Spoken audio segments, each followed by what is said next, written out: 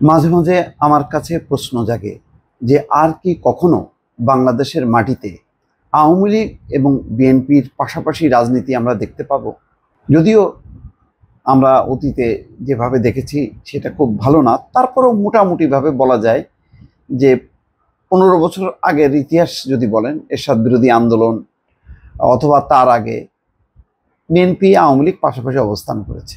এই বিএনপি আওয়ামী লীগ মিলে এরশাদ পতনের পর সংসদীয় ব্যবস্থায় তারা উত্তরণ ঘটিয়েছে। তখন বিএনপি ক্ষমতায় ছিল, বিএনপির সম্মতি ছিল, বিএনপি ছিল প্রেসিডেন্সিয়াল সিস্টেমে অভ্যস্ত। তারা সংসদীয় গণতন্ত্রে এনেছিল। গণতন্ত্রের প্রতি তাদের সমর্থন, ভক্তি, শ্রদ্ধা এসবের কারণে, কিন্তু সেটা টিকে থাকেনি।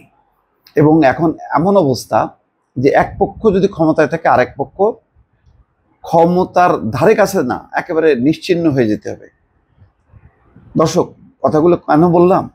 যে দেখেন, এখন আওয়ামী লীগ বলতে গেলে বাংলাদেশে নিশ্চিহ্ন অনেকে বলেন, কিন্তু কোনো দল তো নিশ্চিহ্ন হওয়া সম্ভব না। আওয়ামী লীগ বিএনপির মতন দল, আওয়ামী লীগ পারেনি 15 বছরও বিএনপিকে নিশ্চিহ্ন করতে।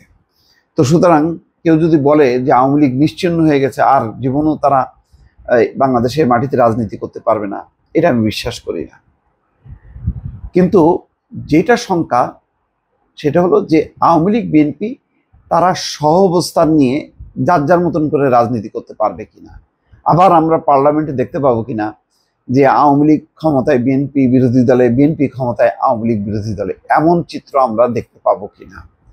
এই চিত্র যাতে না দেখতে হয় তার সবচেয়ে বড় কারিগর হচ্ছেন শেখ হাসিনা। শেখ হাসিনা নিজে জাতীয় পার্টিকে বিরোধী দল বানায়, এটাই বলছিল যে এটাই ভালো বিরোধী দল, এটাই নাকি সুন্দর বিরোধী দল, গঠনমূলক বিরোধী দল, এটাই থাকা উচিত।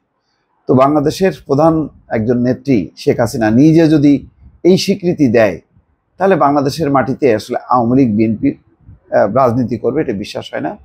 বিএনপিও ওই একই মনোভাব পোষণ করবে বাধ্য হয়ে আওয়ামী লীগের কারণে, যে আওয়ামী লীগেরও থাকার দরকার নেই।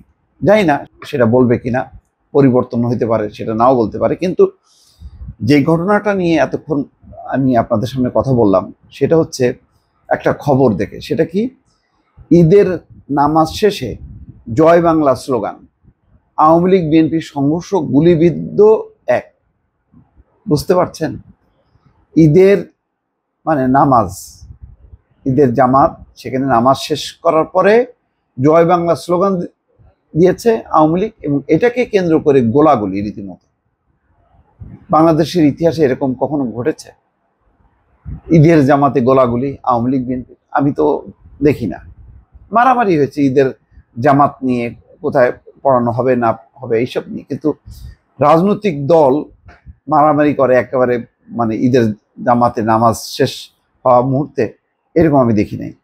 তাই হয়েছে নাটোরের লালপুর উপজেলায় ঈদের নামাজ শেষে জয় বাংলা স্লোগান দেওয়াকে কেন্দ্র করে আওয়ামী লীগ এবং বিএনপির মধ্যে সংঘর্ষে একজন গুলিবিদ্ধ হয়েছেন।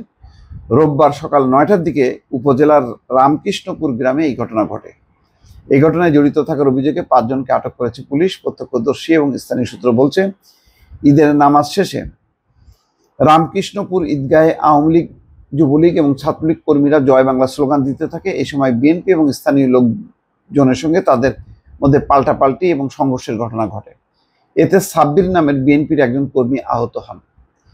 তাকে উপজেলা স্বাস্থ্য কমপ্লেক্সে নিয়ে প্রাথমিক চিকিৎসা দেওয়া হয়। এর কিছুক্ষণ পর আওয়ামী লীগের কর্মীরা বিএনপির কর্মীদের লক্ষ্য করে গুলি ছোড়েন।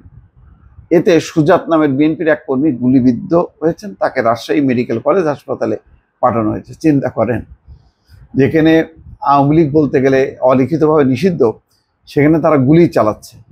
তার মানে এখনো সেই অর্থ, অস্ত্র সবকিছুই মানে তাদের কাছে যথেষ্ট পরিমাণ মজুদ আছে। প্রত্যক্ষদর্শী রান্টু ইসলাম বলেন, প্রথমে একদল যুবক রামকৃষ্ণপুর গ্রামে ঈদগাহ মাঠে জয় বাংলা স্লোগান দেন। পরে তারা লালপুর বাঘা সড়কে একই স্লোগান দেন। এই নিয়ে আওয়ামী লীগ ও বিএনপির মধ্যে সংঘর্ষ হয়। পুলিশ সুপার আমজাদ হোসেন বলেন, 2 যুবক ঈদগাহ মাঠে জয় বাংলা স্লোগান দিয়েছেন এরকম জানতে পেরেছেন। তবে পাল্টাপাল্টি ধাওয়ার ঘটনাটি মসজিদকে কেন্দ্র করে নাকি গ্রাম ভিত্তিক হয়েছে, রাজনৈতিক রূপ নিয়েছে, তার যাচাই বাছাই করছেন। মারামারিতে সম্পৃক্ত ছিলেন এমন 5 জনকে আটক করেছে পুলিশ। ঘটনাস্থলে পুলিশ, ডিবি পুলিশ এবং যৌথ বাহিনীর সদস্যরা আছেন।